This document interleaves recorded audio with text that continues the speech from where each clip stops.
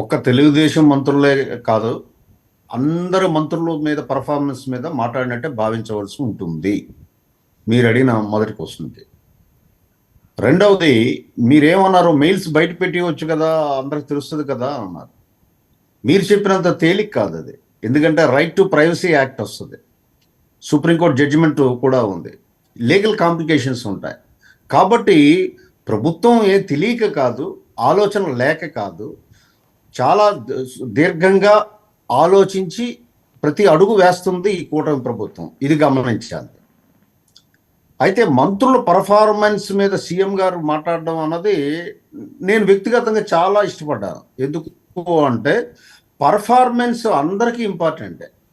ఎందుకంటే ఇప్పుడు క్లిష్ట పరిస్థితుల్లో అధికారంలోకి వచ్చాం కాబట్టి ప్రతి ఒక్క సీఎం గారే పనిచేస్తే ఈ రాష్ట్రం 24 గంటలు పనిచేస్తే అయిపోద్ది కదా అని ఏమరపాటుతో కానీ లేజీనెస్తో కానీ ఉండడానికి ఆస్కారం లేకుండా ప్రతి ఒక్క ప్రజాప్రతినిధి కూడా ఆయన్ని స్ఫూర్తిగా తీసుకొని పని చేయాలన్నటువంటి ఒక ఆలోచనతో ఒక వార్నింగ్ షాట్ ఇవ్వడం జరిగింది.